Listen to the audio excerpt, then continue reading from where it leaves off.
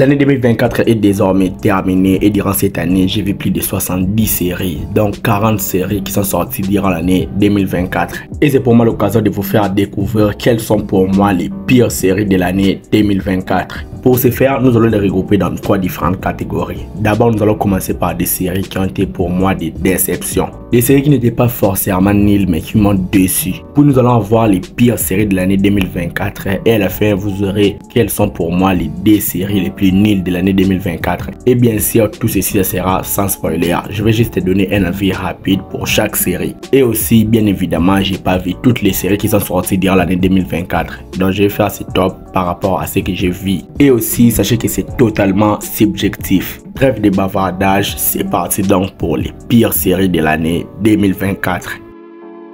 Nous allons commencer pour moi par les déceptions de 2024. Des séries qui n'étaient pas forcément nulles, mais par rapport aux attentes, par rapport aux promesses, c'était un petit peu de déception. Nous allons commencer par la série Marvel Echo. Les trailers étaient épiques, l'attente était énorme.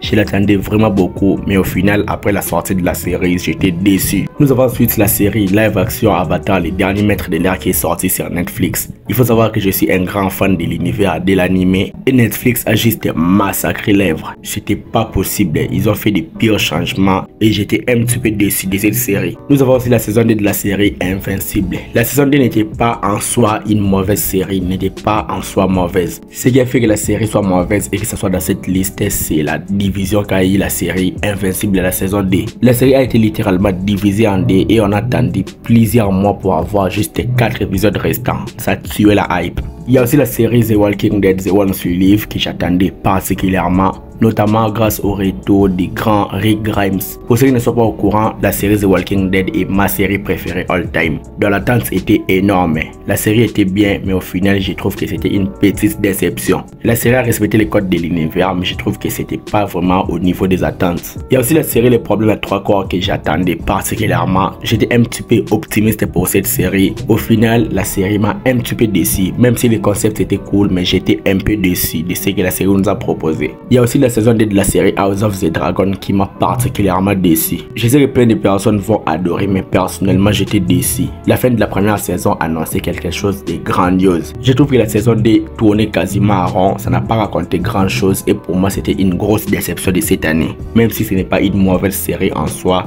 mais c'est quand même une déception. Nous avons la saison 2 de la série En Place. La première saison promettait quelque chose d'un petit peu cool, fun, divertissant. Et cette saison 2 avait mis l'occasion de faire quelque chose d'incroyable. Mais ils se sont loupés. Maintenant, nous allons voir quelles sont pour moi les pires séries de l'année 2024. Et juste après, je vais vous donner mon top des pires séries de l'année. Nous avons d'abord Percy Jackson et les Olympiens qui était pour moi une grosse déception. Ils ont exploité l'univers, la mythologie, c'était cool. Mais qu'est-ce que c'était nul, je me suis fait chier tout au long de la série. Nous avons aussi la série Les Frères Soon qui était très ambitieuse, ça tentait plusieurs choses. Mais au final, je trouve que j'étais un petit peu déçu par la série. Et malheureusement, la série a été annulée. Il y a aussi la saison 2 de la série The Walking Dead Daryl Dixon. Cette année, c'était pas vraiment l'année de l'univers de The Walking Dead. J'étais particulièrement très déçu par toutes les séries The Walking Dead qui sont sorties cette année. J'attendais particulièrement les retours de Carol, mais j'avoue, j'étais un peu déçu par cette série et j'attends la saison 3. Nous avons aussi la deuxième saison de la série Halo. C'était juste pas possible. Le début de la saison était bien, mais au final, ils sont partis sur des bails que je ne comprenais pas du tout. Et heureusement que la série a été annulée. Nous avons ensuite la série Nude qui raconte l'histoire de 3 jeunes dont leurs vidéos ont fuité sur les réseaux sociaux. Donc ils sont un petit peu des victimes. Vu comme ça, le concept paraît un petit peu cool, mais parmi les 3 histoires, il y a juste une seule histoire qui est bonne. Les 2 autres sont juste bof, pas très intéressants. Il y a aussi la série animée Batman Caped Crusader qui personnellement m'a vraiment déçu. C'est l'histoire de Batman qu'on connaît, qu'on a vu des millions de fois, mais c'est raconté pour des enfants. Ce n'est pas fait pour les adultes, je le dis et je le répète. C'était une grosse déception pour moi. Si vous êtes adulte, vous n'allez pas kiffer, c'est fait pour les enfants. Nous avons aussi une autre série animée, Terminator 0. Je trouve qu'ils ont pris tout ce qui a marché dans des films à Terminator, ils l'ont mis dans cette série et ils l'ont fait de la mauvaise des manières. L'animation est cool, mais le scénario était un petit peu trop long, on s'ennuyait et au final c'était pas très excellent. Nous avons aussi la série The Regime. En vrai, le concept de l'histoire était cool, le casting était aussi cool. Mais les dénouements, le déroulement de l'histoire, l'écriture, j'ai pas du tout kiffé. Et la fin m'a un petit peu déçu aussi. J'ai pas aimé l'approche qu'a pris cette série. En gros, c'était une grosse déception pour moi. Nous avons aussi chez Marvel la saison 3 de la série What If. C'était des grands n'importe quoi. Apparemment, même les créateurs de la série n'ont pas compris c'est quoi le concept de What If. Ils avaient un concept cool, fort, mais ils se sont mal pris.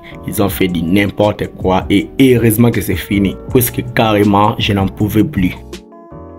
Maintenant, nous allons voir quels ont été pour moi les 2 flops de cette année. C'était vraiment des séries catastrophiques, atroces. Nous avons d'abord la série The Confidant ou Une amie dévouée. Je vous assure, cette série c'était catastrophique, c'était ennuyant, le scénario était à chier. Bien que les concepts étaient cool, la série était prévisible, on s'attendait à tout ce qui allait arriver. Il y avait des très longs épisodes qui ne racontaient pas grand chose. Il y avait juste des remplissages forcés, des personnages n'étaient pas assez intéressants, assez attachants. Et le voici donc dans les pires séries sorties cette année. Et pour moi, celle qui a été la pire série de l'année, c'est Doomsday, l'attaque des zombies. En vrai, l'idée était cool, un virus qui transforme la population mondiale en des zombies qui sont idiots. Mais je vous assure, c'était catastrophique. C'est comme une parodie de The Walking Dead remplie de comédies qui étaient nulles au final. Quand j'ai lancé la série, je pensais que j'allais voir quelque chose de sérieux, quelque chose d'intéressant. Mais c'était une grosse blague et j'ai voulu même arrêter la série. Et je l'ai fini et je me suis vraiment fait chier. Et je vous jure, c'était une purge. Si vous voulez voir toutes les séries que je regarde, ma progression, je vous ai mis les liens de mon Serialize et de mon TV Theme qui sont dans la description. Vous allez voir tout ce que je regarde, mes listes, mes tops, les meilleures séries de l'année et etc. Vous allez tout voir sur les séries que je regarde chaque année. J'ai déjà fait la vidéo des meilleures séries de l'année. Allez les voir si vous voulez. Et prochainement, je vais faire la vidéo sur des séries à voir durant l'année 2025. Je vais m'arrêter là, je pense que j'ai fait le tour. Dites-moi donc ce que vous en pensez dans les commentaires. Like la vidéo si elle t'a plu et abonne-toi à la chaîne pour être au rendez-vous de mes prochaines vidéos. Suis-moi sur mes réseaux sociaux, mes liens sont dans la description. C'était Jonathan Geek et je vous dis qu'on se retrouve trop vite pour une prochaine vidéo. Ciao.